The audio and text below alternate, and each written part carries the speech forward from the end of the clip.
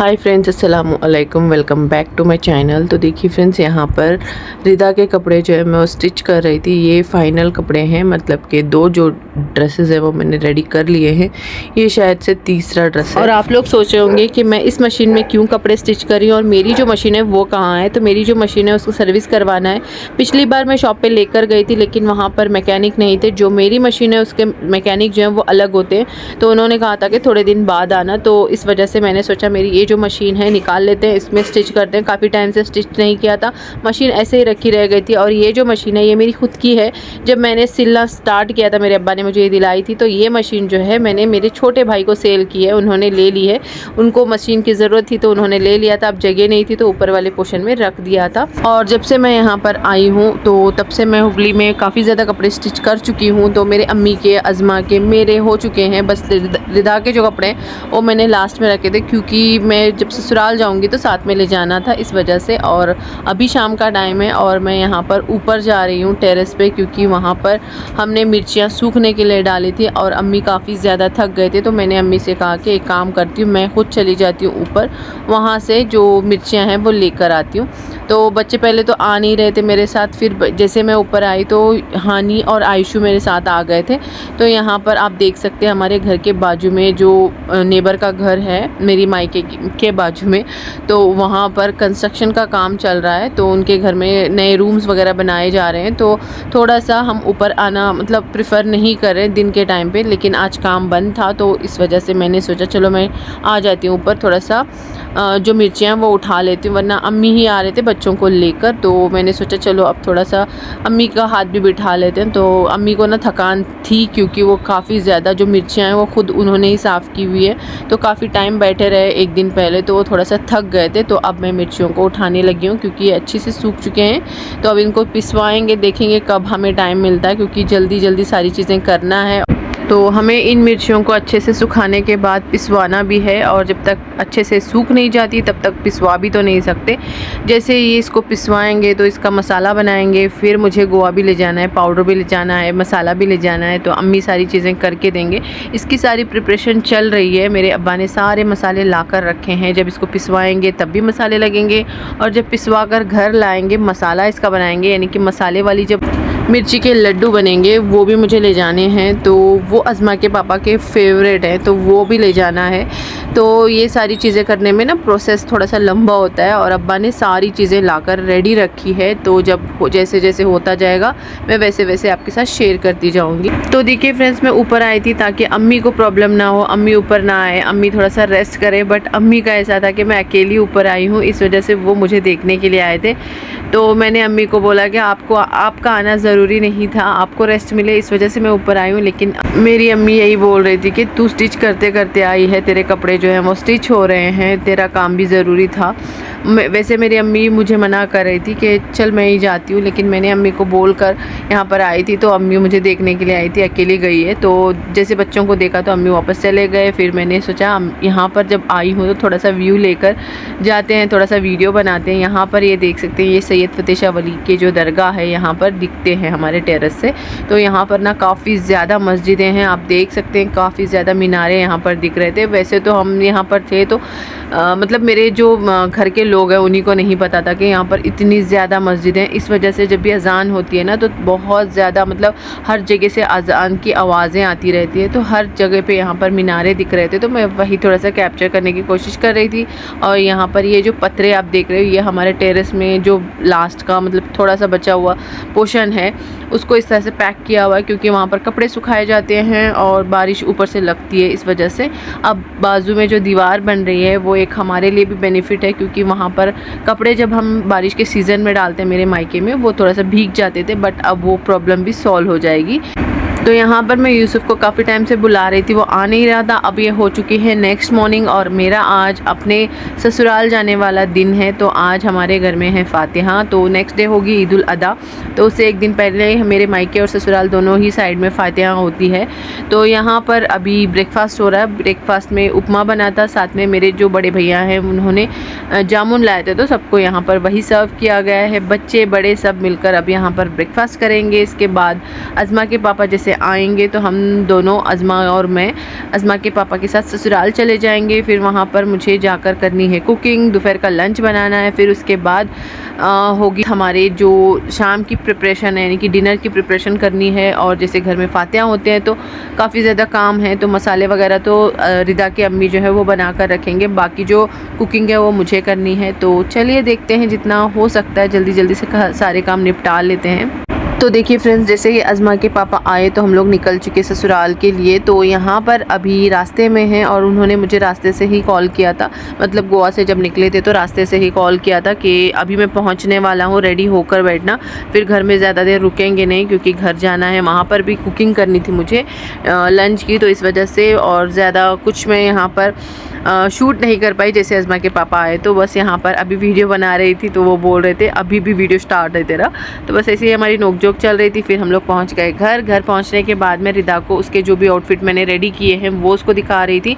अभी अभी जस्ट वो फ्रेश होकर आई थी, तो मैं उसको बोल रही थी कि चल अच्छी बात है तो फ्रेश होकर आई है, तो जा थोड़ा सा ट्राई करके दिखाना जो भी मैंने उसके लिए स्टिच किया है। तो अब वो जा रही है ट्राई करने के लिए, तो देखते हैं कैसी उसकी फ़िटिंग आती है, मतलब उसके जो ड्रेसेस हैं वो उसको फ़िट आते हैं या नहीं। तो उसकी जो ड्रेसेस हैं वो मैंने पहली बार स्टिच किया। एक तो पहले मैंने बुर्का उसके लिए स्टिच किया था, अब फ़िलहाल मैंने ड्रेस जो है वो स्टिच कर लिए हैं और काफ़ी अच्छे से उसको फ़िटिंग आ गई है।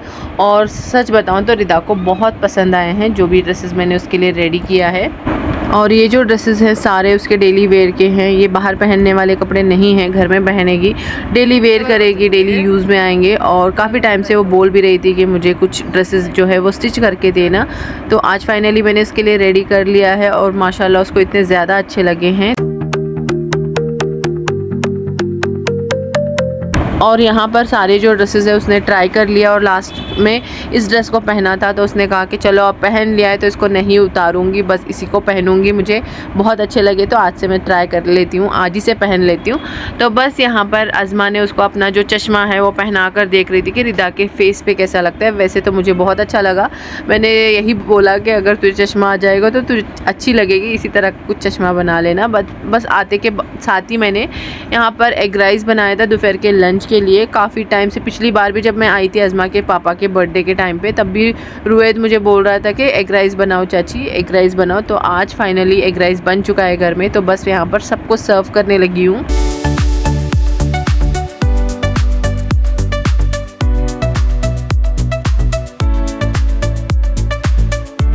तो देखिए फ्रेंड्स, अभी हो चुकी है नेक्स्ट मॉर्निंग और आज है ईद उल अदा, तो आप सभी को मेरी तरफ से ईद उल अदा की बहुत बहुत मुबारकबाद। बस यहाँ पर अभी हमारे घर के सारे जो जेंट्स हैं वो रेडी हो चुके हैं, जा रहे हैं नमाज़ के लिए। मेरे ससुर जी काफ़ी टाइम से, मतलब 2-3 साल से शायद नमाज़ के लिए ईदगाह नहीं जाते हैं, घर पे ही नमाज़ पढ़ लेते हैं क्योंकि इतना उनसे हो नहीं पाता है बाहर जाना। अभी ये 3 लोग जाएंगे नमाज़ के लिए और नमाज से जब ये वापस आएंगे, आने से पहले कब्रिस्तान जाएंगे तो थोड़ा सा टाइम लग सकता है इनको आने में। तो मैंने सोचा है कि इनके आने से पहले हम सब रेडी हो जाएंगे, बट देखते हैं बच्चे जो है रेडी होंगे या नहीं, क्योंकि ये दोनों अभी तक फ़्रेश नहीं हो पाए थे। तो मैंने सोचा कि चलो जब तक ये फ़्रेश हो जाते हैं तब तक काफ़ी टाइम होने वाला था, तो मैंने सोचा मैं खुद नमाज़ पढ़ लेती हूँ, बच्चों को टाइम लगने वाला था। तो मैंने नमाज़ पढ़ ली। फिर इसके बाद मेरे जो ससुर जी हैं उन्होंने भी नमाज़ पढ़ ली थी, मेरी जो जेठानी है उन्होंने भी नमाज़ पढ़ ली थी और हमने सोचा कि चलो हम ईद मुबारक मिल लेते हैं। तो सबसे पहले यहाँ पर अज़मा फ़्रेश होकर आ गई है, रिदा फ़्रेश होने वाली थी, तो मैंने सोचा कि अज़मा का थोड़ा सा ड्रेस का जो भी लुक है वो थोड़ा सा देखते हैं कैसा लग रहा है, लेकिन वो दिखाने को ही तैयार नहीं थी। वो काफ़ी बोर हो रही थी, रिदा को बोल रही थी कि जल्दी से जा फ़्रेश हो जा। रिदा की और इसकी बहस चल रही थी, इसके चलते दोनों में से कुछ अनबन हो गई और ये नाराज़ हो गए। तो यहाँ पर वो मुझे ड्रेस का लुक भी दिखाने को तैयार नहीं थी। मैंने बोला कि चल बाहर चलते हैं, थोड़ा सा मुझे लुक दिखाना, मैं देखना चाहती हूँ कि ये ड्रेस कैसा लग रहा है। काफ़ी सिंपल सा, काफ़ी सोबर सा ये ड्रेस मैंने सिला है, तो उसके लिए बहुत ही ज़्यादा मुझे ऐसा हो रहा था कि एक बार इसको अच्छे से देख लूँ किस तरह से मैंने स्टिच किया। ये जो ड्रेस है ना, सबको इतना ज़्यादा पसंद आया ना, सब लोग इतना उसको मतलब तारीफ़ें कर रहे थे कि इतनी ज़्यादा, मतलब सिंपल सा है, बहुत ही ज़्यादा अच्छा लग रहा है। तो इस वजह से मैं चाहती थी कि इसको देखूँ, मतलब पहने हुए अज़मा को मैंने नहीं देखा था, बस इसको स्टिच करके रखा था। काफ़ी टाइम से मेरे दिमाग में चल रहा था कि अज़मा के लिए पाकिस्तानी सूट एक सिल कर रखें ताकि अज़मा पहनेगी। इस तरह से इंडियन ड्रेसेस ना अज़मा के पास काफ़ी कम है जो डेली बेसिस पर पहने या फिर छोटे मोटे फंक्शन में पहने या फिर कहीं और घूमने फिरने के लिए जाएँ तो पहनने के लिए इसके पास इंडियन ड्रेसेस नहीं थे। तो इस वजह से मैंने इसके लिए ये जो ड्रेसेस हैं अब रेडी करना स्टार्ट कर लिया है। और जैसे अज़मा की नमाज़ हो गई, रिदा भी फ्रेश होकर आ गई, तो यहाँ पर अज़मा जो है अपने दादाजी से मिलने लगी थी। तो यूजुअली इस ईद में ईदी नहीं मिलती है, बट मेरे जो ससुर जी हैं वो सबको ईदी देते हैं, सबको, यानी घर के जो लेडीज़ हैं उन सबको देते हैं। तो यहाँ पर मुझे भी मिली थी, मेरी जो जेठानी है उनको भी मिली, रिदा को भी मिली और अज़मा को भी मिली। तो हम सब ने सबको एक दूसरे को ईद मुबारक बोला और काफ़ी अच्छा दिन हमारा यहाँ पर बीतने वाला था। तो बस यहाँ पर अभी दोनों बच्चों को मैं मिल रही हूँ। तो रमज़ान जैसी एक्साइटमेंट इस ईद में नहीं होती है क्योंकि सबके घरों में कुर्बानी के मतलब प्रिपरेशन चलती रहती है। तो इस वजह से इस ईद में हम रेडी इस वजह से हुए थे क्योंकि रमज़ान में हम नहीं हो पाए थे और हमारे घर की जो कुर्बानी है वो हम तकसीम करते हैं, घर पे कुर्बानी नहीं होती है। और बस यहाँ पर रेडी इस वजह से हुए थे क्योंकि रमज़ान में नहीं हो पाए थे, क्योंकि मैं बहुत ज़्यादा बिज़ी चल रही थी, रमज़ान में कुकिंग कर रहे थे। हमारी कुकिंग काफ़ी लेट हुई थी तो हमने सोचा था कि इस वाली ईद में हम ज़रूर से रेडी होंगे, ज़रूर से फ़ोटोशूट वगैरह करेंगे। तो मैं और बच्चों के साथ रेडी हो गई थी। अभी शाम का टाइम था। यहाँ पर रिदा जो है अपनी जो स्टडी है वो कर रही है क्योंकि उसके एग्ज़ाम्स आने वाले हैं 2-3 दिन में, तो इस वजह से वो अपनी प्रिपरेशन कर रही थी। मैं उसको बोल रही थी कि यहाँ पर आज के दिन भी तुझे फ्री नहीं मिला, तो वो बोल रही थी कि 2-3 दिन में मेरे एग्ज़ाम्स है, थोड़ा सा मुझे प्रिपेयर होना पड़ेगा क्योंकि मैं 2-3 दिन पहले पढ़ लेती तो अच्छी बात थी, मैंने नहीं प्रिपेयर किया है तो इस वजह से। और यहाँ पर हमारा इंतज़ार हो रहा था मेरे अम्मी के घर से, मतलब मेरे मायके से मेरी फैमिली आने वाली थी, मेरे दोनों भाभियाँ, अम्मी और बच्चे। तो बस यहाँ पर ये लोग आ गए हैं। काफ़ी टाइम से मैं इनका इंतज़ार कर रही थी क्योंकि दोपहर में ही हानी ने मुझे बोला था कि 4-5 बजे तक हम आ जाएंगे। तो ये लोग नहीं आए तो हमने अपनी नैप भी ले ली थी। तो फिर ये शाम में आए हैं, अभी रात के बजे 7:45 का कुछ टाइम था, बच्चों को रेडी होने में टाइम लग गया। तो बस ये लोग आए हैं, थोड़ी देर बैठे, बातें की। हमने काफ़ी फ़ोर्स किया कि डिनर करके जाना, बट ये नहीं बैठे। अब फ़िलहाल तो हम सब मिल रहे हैं, ईद मुबारक। इसके बाद ये ज़्यादा देर यहाँ पर बैठे नहीं, वैसे बहुत मैंने इनको फ़ोर्स किया था कि यहाँ पर बैठे थोड़ा सा डिनर वगैरह करें, फिर इन्होंने मना कर दिया, फिर ये चले गए।